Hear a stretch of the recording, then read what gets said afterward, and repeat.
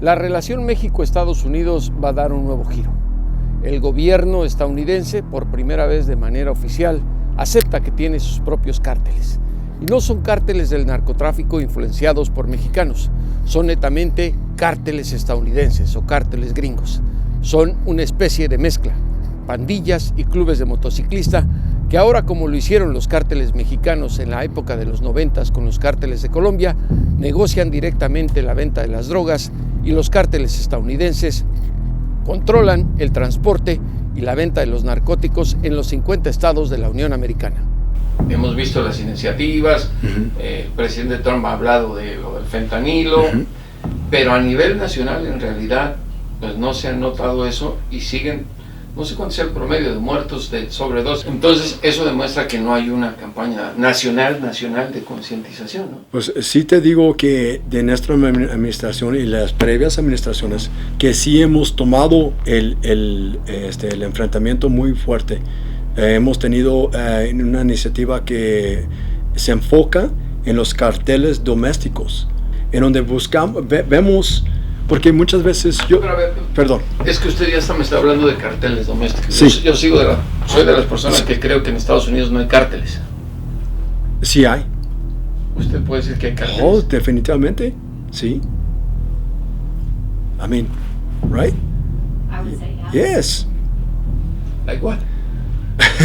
Well, there's a lot of these organizations, they build these cells on the north side and on the meaning on the U.S. side.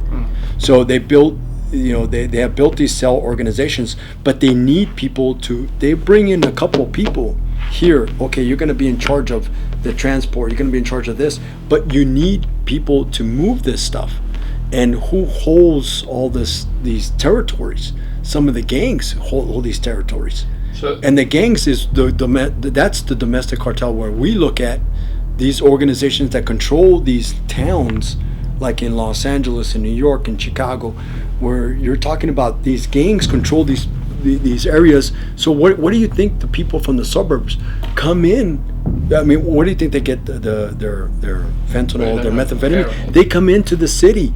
I've seen it. We've all seen it in the inner cities, where you see the problem where you get this a person who has a lot of cash, millionaire, that come down in South Central, for instance, South Central LA, trying to get some crack or trying to get some methamphetamine, and you're like, what in the heck is going on here? But that's what happens.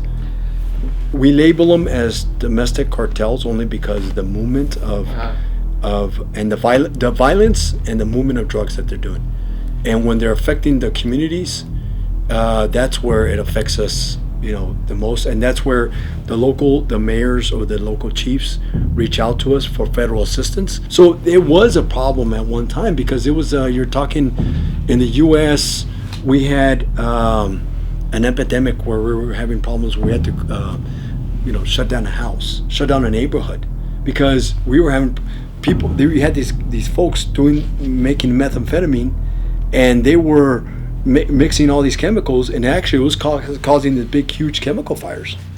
So when you say domestic cartels, we can consider which gangs, for example, the traditional one, the ones in the motorcycles. Well, we give them some kind of name. Yeah, well, like the old, the Hells Angels and the Banditos moving some of the meth, but that has moved away.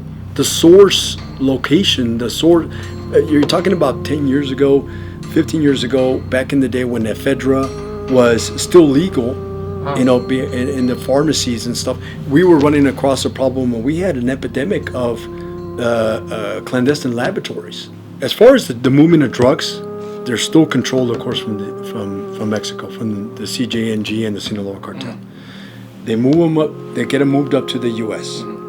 From there, the gangs have pretty much, because they have the amount of people, to move the stuff. As far as the security is concerned, that's where they come into play. And because a lot of them, they go to the inner neighborhoods, to the inner cities, and they end up lowering the price, and they set up their distribution cells. So, I mean, in any major city you go to, you will see that that particular gang that has that control has the communication with the cartel from south of the border. They have a communication, but they also go independent. I remember when I was down working in Mexico, one time one of my colleagues, well not colleagues, but a counterpart, he told me, he says, well, they say that there's no cartels in the U.S. Yeah, and there's no, and I said, you know, there kind of is. Y yo sé que México es el responsable de evitar que entren las armas, porque le toca cuidar su frontera. Pero nosotros también tomamos el full control de eso, en donde intentamos decomisar todo lo que va para el sur. Ponemos retenes, si podemos, en las áreas del puerto o por las autopistas.